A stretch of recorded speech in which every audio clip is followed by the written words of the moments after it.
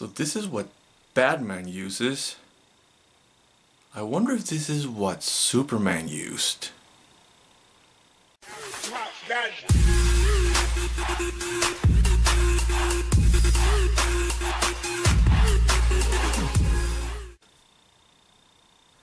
Hey there, movie fans! I know it's been a long time. I mean, like a long time. But this is the review for Justice League. And just mind you, this is the spoiler review. So if you haven't seen the movie, go check it out. If you have, stick around. If you don't mind spoilers, alright, stick around. But ye be warned, spoilers up ahead. Alright, so Justice League, man. So many things going through my mind. I've only seen it once. So this is everything that I have on my mind so far with just one viewing. I probably missed a lot of things. So this is going to be my initial thoughts, my first impression. I plan to go see it again, but I didn't want to leave you guys waiting any longer because you've been waiting a long time, alright? So as always, we're going to talk about what's good, what's bad. I'm going to give you my rating, but we're also going to check out that other level, you know, those hidden messages in every movie. So here we go. I'm going to start with the negatives. Yes, there are negatives in this movie. It's not perfect, but then again, one movie is, right? But Justice League wasn't perfect. It had flaws. First thing that comes to mind was the tone.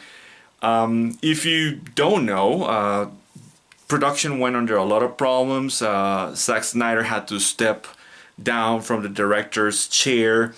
Joss Whedon came in.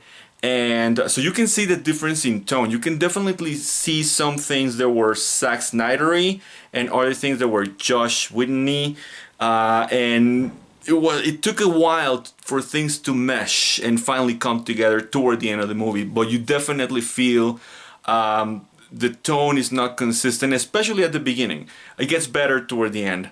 The pacing is an issue, even though they try and establish characters at the beginning of the movie.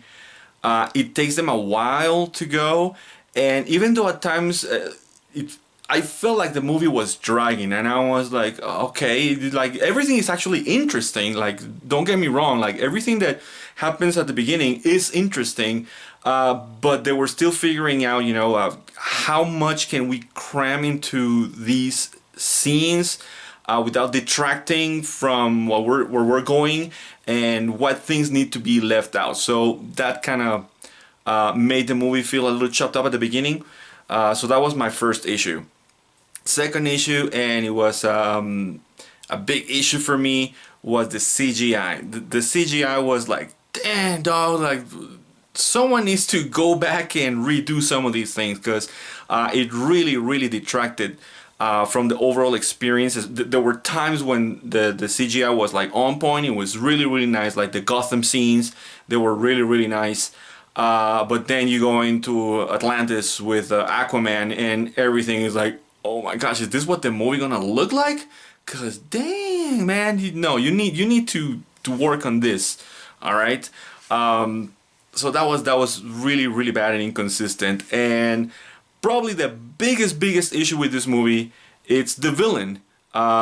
We were kind of used to DC putting out great villains, especially like in the Nolan trilogy. You know, those villains had a lot of essence. There was a lot to those characters.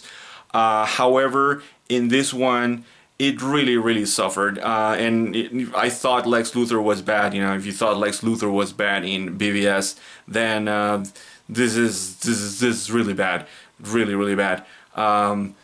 There's no character development with the bad guy, with Steppenwolf. And I want to explain why as fast as I can. I know you executive or Warners, you're watching this, all the suits, and I know you're taking notes, so pay attention, alright? While the Easter eggs in the movie are awesome and super fun for comic book geeks like me, you know, it's a nice nod, like a wink to the fans. I know what that is, and it's super fun. You need to take into account that a lot of the people that go to see these movies are not comic book readers. So they're not always going to get what's going on. And if there's a time when you really need to take the time to develop a character and make sure that everyone understands their motivations, it has to be with the bad guy. A hero is only as good as the bad guy. And one of the reasons that other movies or previous movies have been great is because of their enemies. I mean, even in Man of Steel, Zod was one of the highlights of Man of Steel. There were very, very clear motivations to what he was doing, why he was doing what he was doing. There's even some theories out there that say that, Superman was the bad guy. Zod had legitimate reasons for wanting to do what he wanted to do. And here with Steppenwolf is like, okay, you're the big bad guy, intergalactic, conqueror of worlds, and you want to take over Earth, and we've seen that a million times over. With the fans, though, we know why. We know that we're building up to Darkseid, the big baddie. This is like the middleman in the story. So for us, it was like, all right, this is great. This is a fun time. You can see the team come together. But for the average goer, it's gonna be like, especially like, you're competing with Marvel, DC. You're competing with Marvel, an established universe. And a lot of people, when I came out of the theater, they were like, Marvel ripoff. That was just like Loki. That was just like, everything that Marvel's done. It's because you cannot just take for granted some of the things that are happening in the world or say, the fans know this. They know that we're building up to something bigger. You need to think of the people that are not big fans or they don't grow up with the comics. So, all right, that's a big down, and it's probably the biggest down in the movie, the biggest negative. And probably the least worst thing was the music. It wasn't epic. I didn't come out of the movie, feeling inspired, moved, or humming any themes. Danny Elfman does not make iconic, stand the test of time soundtracks, with the exception of Batman Returns. Batman. Well, Batman Returns back in 1989 and 1990. He's not a composer that is known for his big epic soundtracks. Definitely, I believe that Hans Zimmer should have stayed or should have been the main composer of the film because of the tone of the film, because of the established music that he's had. If there's been any issues with the previous movies, the music has never been it, because the music, it's always been incredible. Even though the Batman theme wasn't something big and iconic, it was still strong. Superman, the Man of Steel soundtrack, the theme for Superman was, it was heroic. It fit within the world, and the Wonder Woman score is great. So even though I appreciate the little nods, and when you see Batman, you hear the Batman from 1989 theme, you're like, oh yeah, I remember that, but I don't know if I buy it now. And I did hear the John Williams score for Superman there, a nice little arrangement there they did, but I really think that the movie, the soundtrack did not do justice to the Justice League. All right, and I think that's pretty much it. Yeah, that's it. Now for the positives. It was fun. It was a great ride. I love the chemistry between the characters. It worked. Even though Cyborg, like throughout all the trailers, the CGI was looking horrible. Once the movie starts, it's not as distracting. It looks okay for the most part, especially in the end, because that's the one strength for Cyborg right now. That, he's constantly updating the tech and he can morph and change into different shapes or his suit. And towards the end, when his suit changes into what we know or we're more familiar with, that looked even better. So yeah, I guess I wasn't thrilled with the addition of Cyborg into this film because even though his participation as a Justice League member in this particular movie really wasn't that big of a contribution other than, reading out the tech and giving the people information they needed, his story arc was probably the most interesting one. There's some background information, like you want to know what happened with him. You're interested in Silas and you're interested in Victor, and you want to know more of of their whole story. So that was a great positive. Ezra Miller, I know there's a lot of fans of the Flash TV show out there. I'm one of those guys. Once again, coming out of the theater, I heard some people saying, I didn't like the Flash because, I like the TV version better. That's the official one. I'm like, no, he's not. The official version, if any, is the comic book version. And even though there's different versions of comic book Barry Allen's, there's a consistency there, and that's what I think as a comic book reader is always the official version of a character. But Ezra Miller did a great job. You needed the comic relief in narrative. You do need the comic relief, especially in a movie like this. And I thought he did a great job. He had the funniest lines. It's funny when he goes visit his dad in jail, and the guy's like, "Hey, move it along, or hurry up," something like that, to speed it up. And he just goes like, and he throws the glasses on the guy and the mustache. That was really good. When he's rescuing Wonder Woman, when they first fight Steppenwolf, and he falls on top of her, and he's like, "Nope, that did not happen." That was hilarious. He had really great lines, and his special effects looked great. The Speed Force looked awesome when he's just going at it, just hauling. It's great. And his interactions with Victor, with Batman, with Diana, and especially with Superman. Superman's my dude. He's my guy. I loved his interactions with Supes. Funny stuff. Towards the end, when they're in the big fight, and Superman like, "Oh, civilians," and Batman's like, "Wait, we already sent the guy. There's too many," and he just flies off. And you see Barry's just like, when there's like, "Hey, dude, too slow." That was a great scene, and he pushes the pickup truck with the family, which was like, why are we focusing on this family? Is there something here that we're supposed to know? Is this gonna build to something else?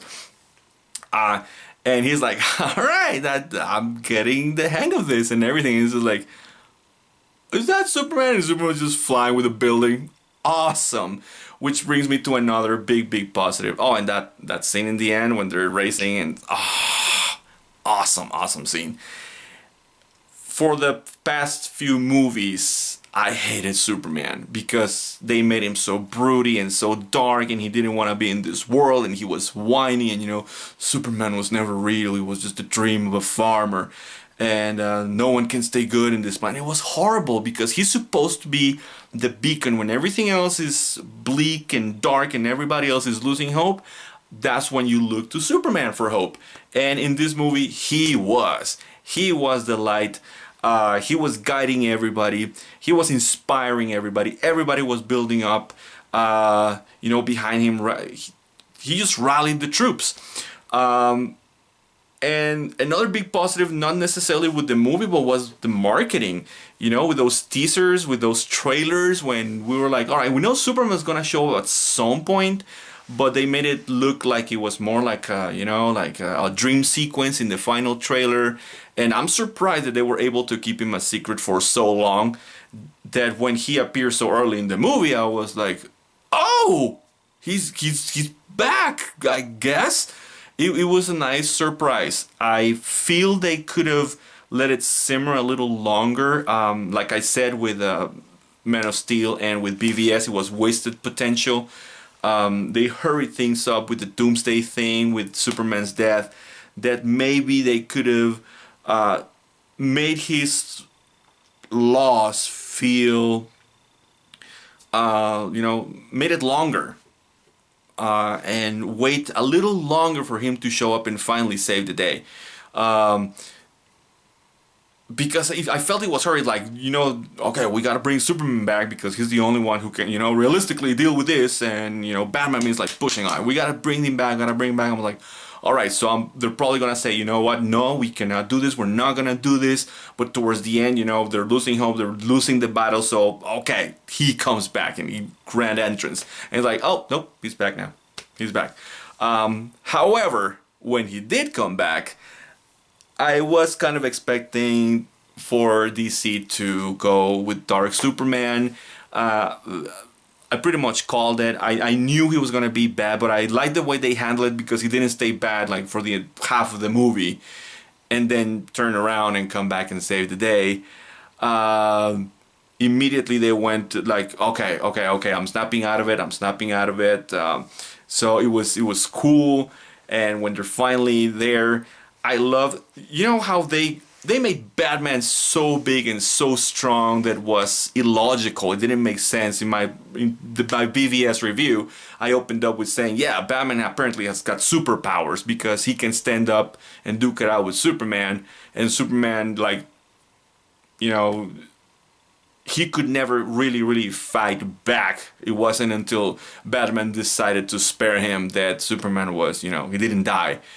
In this one, it was like, no. This is Superman. This is the man, and I loved it how they all tried to stop him, and he was unstoppable.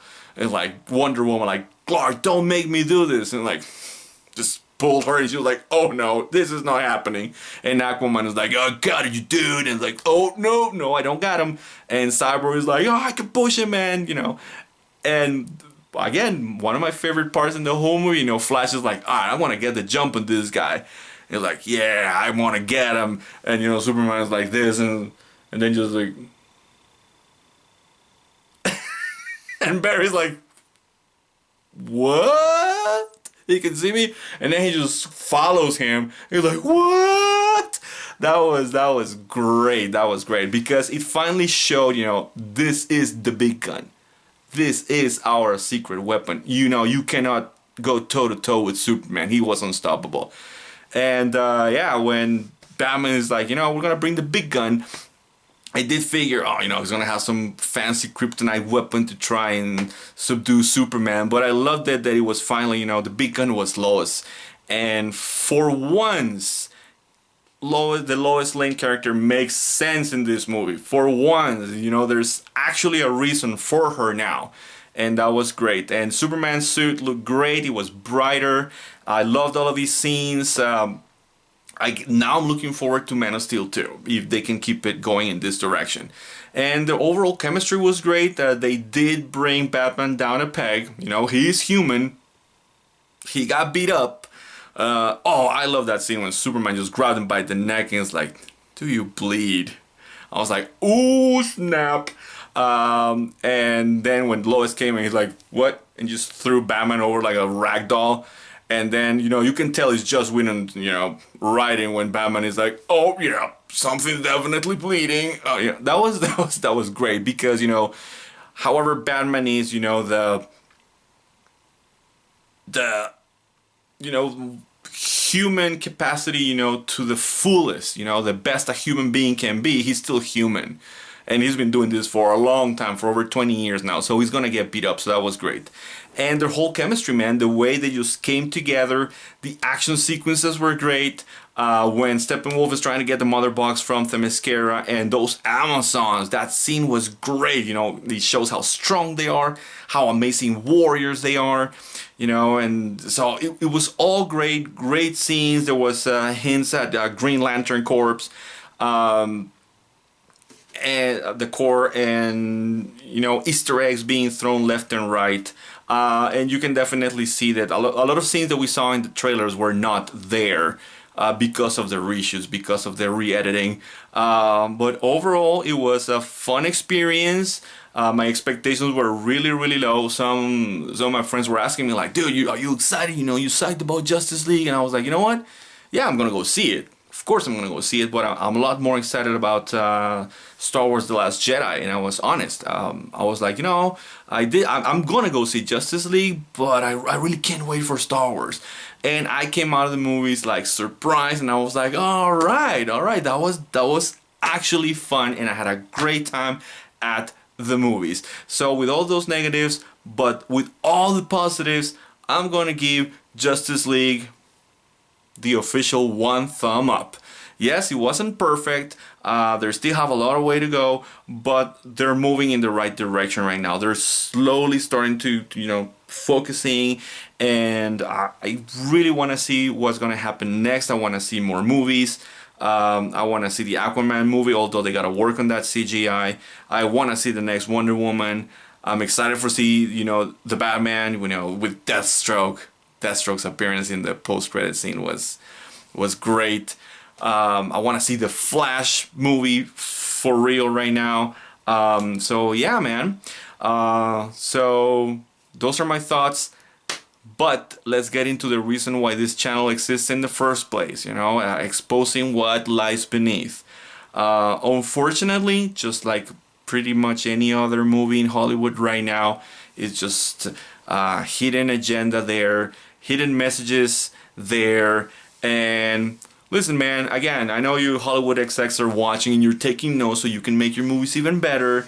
I know you're watching. Listen, man, a lot of people are waking up. A lot of us are awake. We know what's going on. We see the symbolisms, and we know that you disguise Satan as the good guy, and you portray God as the evil God, who's going to enslave humanity, who's mean, who's evil, who just wants to rule, who needs, worship from us humans to be powerful and all that crap. We've seen it in all the other movies. It's always the same thing, and how humanity needs to be saved from these or from this particular,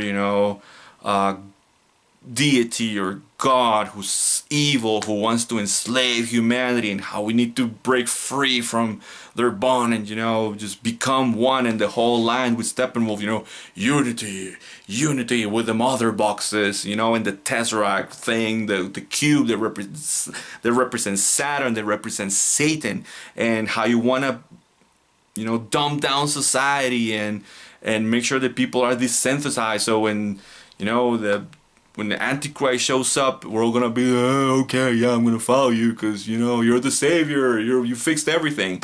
I hate that. And especially when you do it with a franchise that is near and dear to my heart, because I grew up with the comics, with the cartoons from the 80s and 90s, with the TV shows from the 80s and 90s. Superman has always been my favorite character. I still love Superman for what he originally stood up for at the beginning when he was created. And of course, you're just taking another thing that I love and you're using it for your own evil agendas, trying to manipulate people. And I'm just here to tell you, man, no, I'm not buying that crap. And a lot of people are not. A lot of people are figuring out what's going on out there. So again, as always, that subliminal message that we need a savior from this evil God, You suck, man. You truly suck. It wasn't as on the nose as other times, but it was still there. It's the same premise that we need a savior from this God that's gonna come from another world, and we know in the end it's all backwards.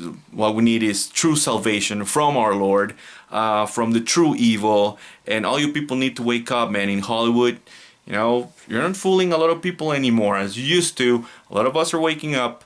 So I'm never gonna give you a thumbs up on that crap. But if we take that aside, the movie was fun. I'm definitely gonna buy it when it comes out on Blu-ray.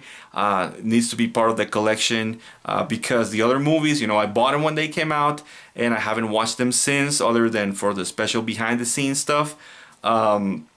But this one has more rewatchable value. I really want to go see this one again. I'm probably gonna go sometime next week. Check it out again. Look at more things, analyze more things. But overall, it was good, man. So If you haven't seen it, go check it out. If you didn't mind the spoilers, if you watched this and you were like, why are you spoiling the movie? When you should have read the description, man. That's why I warned you. But that's it. I hope I can bring you some more material soon. I'm glad you're here. Glad we can see each other again. And till next time, I'll see you at the movies.